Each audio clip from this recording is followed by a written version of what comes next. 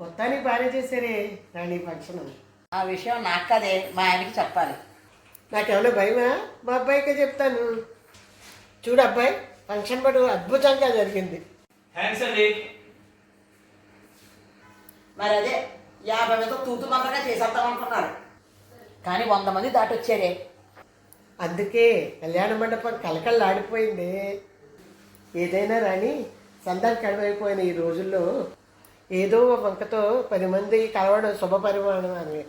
ఏమోనే, ప్రతిదానికి ఇదొద్దు అదొద్దు, అది అవసరమా ఇది అవసరమా, అంత ఉండాలా ఎంత ఉండాలా,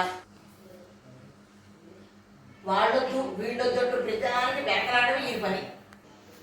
కానీ అన్నీ మొండితనంగా జరిపించుకుందిగా తన సహజ లక్షణంతో.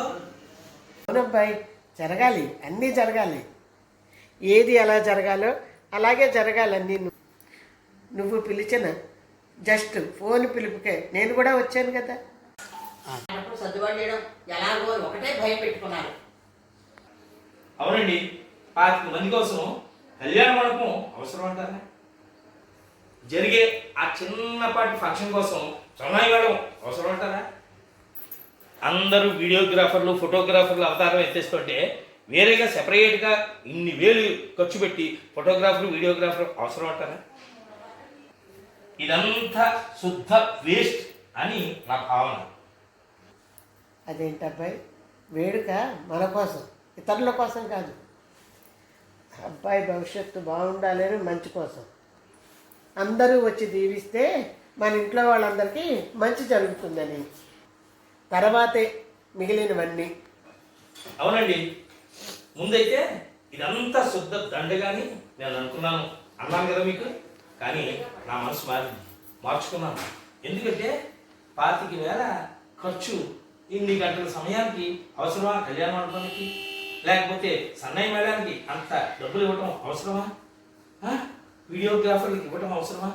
ఇవన్నీ శుద్ధ దండగా అనుకున్నాను. అంతేకాదండి, ఏదో గంట సేపు అంటూ గంతు చెప్పించే బ్రాహ్మడికి అన్ని వేల రూపాయలు వాళ్ళకి ఇవ్వటం సంభావన రూపంలో అవసరం అంటారా అనుకున్నాను.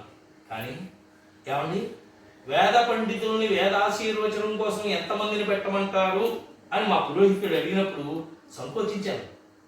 ఎందుకంటే వాళ్ళకి ఏదో ఇవ్వాలి సంభావన రూపంలో, ఎందుకు ఇదంతా అని. కానీ నేను లోపల సందేహిస్తూనే ఇద్దరిని పెట్టు అన్నాను. ఆ ఇద్దరితో పాటు ఇంకో ఇద్దరిని పెట్టాడు ఆయన. దాంతో ఆ నలుగురు కలిసి వేదఘోష చేస్తుంటే కళ్యాణ మండపంలో ఉన్నటువంటి వాళ్ళందరూ కూడా తన్మయత్వంతో దాన్ని ఆస్వాదించిన విధానం చూసినప్పుడు కడుపు నిండిపోయిందంటే నమ్మండి. నిజంగా ఆ ఆశీర్వచనం నా ఒక్కడి కోసమే కాదు, మా కుటుంబం కోసమే కాదు, అక్కడికి వచ్చిన వాళ్ళందరి యోగక్షేమాలు బాగుండాలి, సర్వే జనా సుఖినో భవంతు లోకా సమస్త సుఖినో భవంతు అంటూ ఆ వేద ఘోషలో భాగంగా వాళ్ళు చెబుతుంటే వేద పండితులు అప్పుడు అనిపించింది నా భావన తప్పు, నేను ఆలోచన తప్పు, ఇదే కరెక్టు, మా ఆవిడ ఆలోచించిందే నిజం అని అనిపించింది సుమండి. మరి అదేనండి శుభకార్యంగా వెనుకున్న బలమైన కారణం. అర్థమైందా? అయినా ఇన్నాళ్ళ బట్టి నువ్వు అనుకున్నది అవ్వలేదు అదే అంటే అది నీకు మీ ఆవిడకి ఉన్న సంకల్ప బలం. అదే ఇప్పుడు అవడానికి కారణం. అందుకని 90 ఏళ్ల మీ అత్తగారు కూడా వీడియోలో మిమ్మల్ని ఆశీర్వదించారు. కార్యక్రమాన్ని ఫోన్లో చూసి ఎంతో ఆనందపడ్డారు. ఏమోనే, నేను చేద్దాం ప్రతి దానికి మోకాలు అడ్డేసేసేవారు, లేకపోతేనా ఇంకా రంగరంగ వైభవంగా జరిపించేసేదాన్ని. అయినా నేను ఒక్కదానికి అంతా చేయవలసి వచ్చింది. అదేనండి, అదే ఈవిడ దగ్గర వచ్చింది. నేను చేస్తా మీరు చేయకపోతే మానేయండి, నేను పిలుస్తా మీరు పిలవకపోతే మానేయండి, నేను ఏర్పాట్లు చేస్తా మీరు చేయకపోతే మానేయండి అనే నేను అనేటువంటి పదాన్ని వదిలేసి ఏమండి మనం చేద్దాం, మనం పిలుద్దాం, మీ వాళ్ళని మా వాళ్ళని కూడా మన ఇద్దరం కలిసి పిలుద్దాం అనేటువంటి భావన ఎప్పుడైతే ఉంటుందో అప్పుడు చాలా ఆనందం వేస్తుంది. నేను ఒక్కదాన్నే చేశాను, నేను లేకపోతే మీరు లేరు, ఇలాంటివన్నీ మాట్లాడితే మనసు కొంచెం బాధ అనిపిస్తుంది కదా. ఏది ఏమైనా బ్రహ్మాండంగా చేసావు అబ్బాయి. మళ్ళీ థ్యాంక్స్ అండి. ఇందులో ఎవరిది ఏమనుకున్నా గాయత్రిలో స్పెషల్ అట్రాక్షన్ అనుకోవచ్చు. అవును, అది మాత్రం నిజం.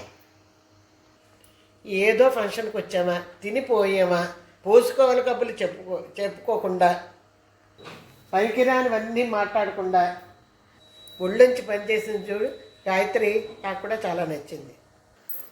ఆ మాటకు వస్తే మీకేంటి, ఆ ఫంక్షన్కి వచ్చిన చాలా మందికి ఆ అమ్మాయి మీద మంచి అభిప్రాయం ఏర్పడుతుంది.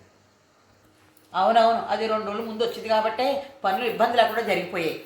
ఒక్కతిని చేయగలనా అని ఒక పక్కన భయం ఉన్నా, ఇది ఉందన్న ధైర్యంతో మొత్తం చక్కబెట్టేశారు. అవునవును, నువ్వు చెప్పింది మాత్రం నిజమండి. ఎందుకంటే ఆ భయం ఏదైతే ఉందో రాణిలో, ఆ భయాన్ని పోగొట్టి ధైర్యాన్ని ఇచ్చింది గాయత్రి. ఈ సందర్భంగా అందుకే ఏమోయ్ మర్చిపోకు, గాయత్రికి ఫోన్ చేసి ఒకసారి రమ్మని చెప్పు, ఓ బిగ్ థ్యాంక్స్ చెప్పాలి దానికి. ఏమంటారు? కరెక్టేనండి. అవునండి, ఆ మాటకు వస్తే మీ అన్నయ్య గారు ఉపేంద్ర ఎంత చేశారండి. ఇంకా కృష్ణ గారు అంటారు వంటసాల్లో, నిజంగా ఆయన చెప్పుకోవాలి. ఇంకా ఆడాలంటారు సరే సరిక, ఇంకా ఆడాలైతే సరే సరే నిలబడి చేశారండి ఒక్కొక్కళ్ళును. ఆప్యాయతతో కలిసిన చిన్న పిలుపు ఎవరినైనా తప్పిస్తుంది. ఎంత దూరంలో ఉన్న వాళ్ళైనా రావాలని అనిపిస్తుంది మరి. అవునవును, మా కాసులు వచ్చింది, ఎంత సంతోషం అనిపించిందో. ఇంతకీ భోజనాలు ఎలా ఉన్నాయండి? అద్భుత బ్రహ్మ అంటే నమ్ము, దేనికదే. సూపర్ అంటే సూపర్, ఏ ఐటెమ్ అసలు బ్రహ్మాండంగా ఉన్నాయి. ఆ క్రెడిట్స్ అంతా కూడా కొచ్చర్లకోట సుబ్బారావు గారని ఒక పెద్ద ఆయన ఉన్నాడు, శ్రేయోభిలాషి. మా కుటుంబం అంటే అపరిమితమైనటువంటి అభిమానం. ఆయన ఈ పురమాయించాడు. ఆ వంటతను కూడా అద్భుతంగా మనసు పెట్టి చేశాడు.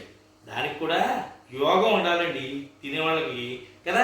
లేకపోతే ఎంత ఖర్చు పెట్టినా, ఎన్ని లక్షలు ఖర్చు అయినా, ఎంత బాగా చేద్దామని అనుకున్నా, ఎన్ని వందల ఐటెంలు అక్కడ పెట్టినా ఒక్కోసారి ఉప్పు ఎక్కువైందనో, కారం తక్కువైందనో, రుచి చెడిందనో, లేకపోతే అన్నం పిసుగుడు అయిపోయిందనో వస్తూ ఉంటాయి కదా కామెంట్స్.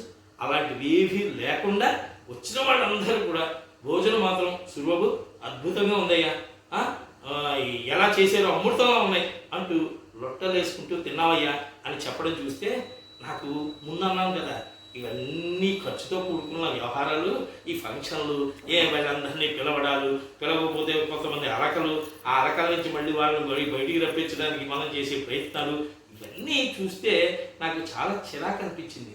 ఇవన్నీ శుద్ధ దండగా అనిపించింది.